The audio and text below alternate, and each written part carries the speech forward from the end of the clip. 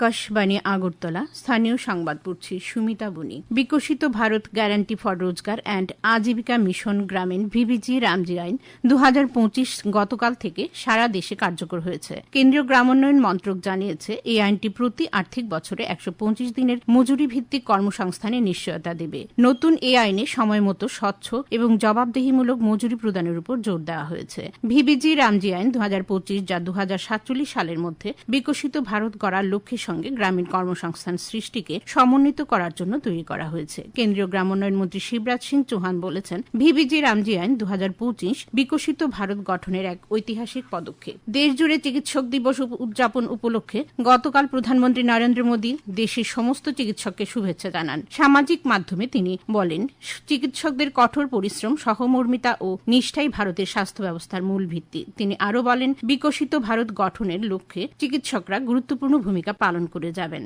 রাজ্যেও জাতীয় চিকিৎসক দিবস উপলক্ষে বিভিন্ন কর্মসূচি নেওয়া হয়। গান্ধীগ্রাম প্রাথমিক স্বাস্থ্যকেন্দ্রে গতকাল বিশেষ স্বাস্থ্য শিবির অনুষ্ঠিত হয়েছে। শিবিরে বিভিন্ন বিভাগের বিশেষজ্ঞ চিকিৎসকরা রোগী দেখেন। মোট 327 জন রোগী শিবিরে বিনামূল্যে চিকিৎসা পরিষেবার সুবিধা নেন। অনুষ্ঠানে স্বাস্থ্য অধিকর্তা ডক্টর দেবশ্রী দেববর্মা জানান, বিশেষ স্বাস্থ্য শিবিরে বিভিন্ন বিভাগে ভিন্ন চিকিৎসা ও রোগ নির্ণায়ক পরিষেবা প্রদান করা হয়েছে। এদিকে জাতীয় চিকিৎসক দিবস উপলক্ষে গোমতী জেলায় গতকাল নানা কর্মসূচি নেওয়া হয়। গোমতী জেলা হাসপাতালে চিকিৎসকরা পরিবেশ সংরক্ষণের বার্তা দিতে বৃক্ষরোপণ কর্মসূচিতে অংশ নেন। অন্যদিকে উদয়পুরের ত্রিপুরা সুন্দরী মহকুমা হাসপাতালে চিকিৎসকরা ভর্তি রোগী ও তাদের পরিজনদের মধ্যে ফল ও মিষ্টি বিতরণ করেন।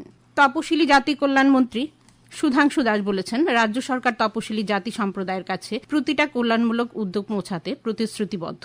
রাজ্য অতিথিশালার কনফারেন্স হলে ত্রিপুরা সরকারের তপশিলি জাতি কল্যাণ দপ্তরের উদ্যোগে গতকাল আয়োজিত পর্যালোচনা বৈঠকে অংশগ্রহণ করে তিনি কথা বলেন। বৈঠকে রাজ্যের তপশিলি জাতিভুক্ত আর্থিকভাবে দুর্বল মানুষদের আর্থিক ও সামাজিক মানোন্নয়ন ও ছাত্রছাত্রীদের স্কলারশিপ সংক্রান্ত বিভিন্ন বিষয়ে আলোচনা হয়। পাশাপাশি 2026-27 অর্থ বছরে দপ্তর কর্তৃক গৃহীত বিভিন্ন পরিকল্পনা দ্রুত বাস্তবায়নের জন্য আধিকারিকদের নির্দেশ প্রদান করেন তপশিলি জাতি কল্যাণ মন্ত্রী। ডক্টর শ্যামাপ্রসাদ মুখার্জির 125তম জন্মবার্ষিকী উপলক্ষে গতকাল কৈলাসহরে বিজেপির কার্যকর্তা সম্মেলন অনুষ্ঠিত হয়। বিজেপির কৈলাসহর জেলা কার্যালয়ের মিলনায়তনে ডক্টর শ্যামাপ্রসাদ মুখার্জির জীবনাদর্শ বিষয়ে তথ্যচিত্র প্রদর্শিত হয়। পশ্চিম এশিয়ার চলমান সংঘাতের প্রেক্ষিতে গুরুত্বপূর্ণ পেট্রোকেমিক্যাল পণ্যে সম্পূর্ণ শুল্ক ছাড় 15 জুলাই 2026 পর্যন্ত বাড়ালো কেন্দ্র। আগে এই ছাড় জুন মাসের শেষ দিন পর্যন্ত কার্যকর ছিল। আন্তর্জাতিক সরবরাহ ব্যবস্থায় সমস্যার কারণে তা অস্থায়ীভাবে চালু করা হয়েছিল। দেশীয় বাজারে পেট্রোকেমিক্যালের পর্যাপ্ত সরবরাহ নিশ্চিত করা এবং ক্ষতিগ্রস্ত শিল্পক্ষেত্রে স্বাভাবিক কার্যক্রম বজায় রাখতে এই সিদ্ধান্ত নেওয়া হয়েছে। এর ফলে প্লাস্টিক, টেক্সটাইল, ফার্মাসিউটিক্যালস সহ বিভিন্ন উৎপাদন শিল্প উপকৃত হবে বলে আশা করা হচ্ছে।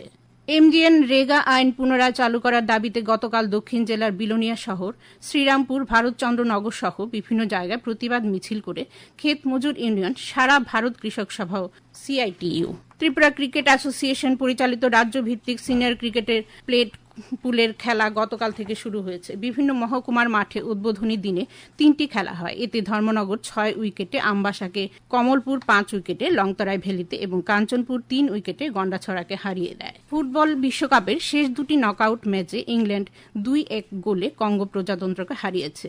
1-0 গোলে পিছিয়ে থাকা অবস্থায় ইংল্যান্ডের তারকা অধিনায়ক হ্যারি কেন জোড়া গোল করে দলকে শেষ 16 পৌঁছে দেন। অন্য ম্যাচে বেলজিয়াম সেনেগালকে 3-2 গোলে পরাজিত করে রাউন্ড অফ 16 কোয়ালিফাই করল। 2-0 ব্যবধানে পিছিয়ে থাকা অবস্থায় ম্যাচের নির্ধারিত সময়ের শেষ লগ্নে 2টি গোল এবং ম্যাচের অতিরিক্ত সময়ে 1টি গোল করে বেলজিয়াম জয় নিশ্চিত করে। তৃতীয় ম্যাচে মার্কিন যুক্তরাষ্ট্র বসনিয়া হার্জেগোভিনাকে 2-0 গোলে হারিয়ে রাউন্ড অফ 16 নিশ্চিত করল। আবহাওয়ার খবর, আগামী 24 ঘন্টায় দক্ষিণ গোমতী, উত্তর ও ধলাই জেলার বজ্রবিদ্যুৎ সহ ভারী বৃষ্টিপাতের সতর্কতা জারি করেছে আবহাওয়া দপ্তর। আজ দিনের সর্বোচ্চ তাপমাত্রা 34 ডিগ্রি সেলসিয়াস এবং সর্বনিম্ন 26 ডিগ্রি সেলসিয়াসের কাছাকাছি থাকতে পারে। ভোরে সর্বনিম্ন তাপমাত্রা ছিল 26.4 ডিগ্রি সেলসিয়াস। সকাল 5:30 পর্যন্ত পরিমাপযোগ্য বৃষ্টিপাত ছিল 1.4 মিলিমিটার। স্থানীয় সংবাদ এখনকার মতো এখানেই শেষ হলো। পরবর্তী বাংলা স্থানীয় সংবাদ প্রচারিত হবে সন্ধ্যে 7টা বেজে 55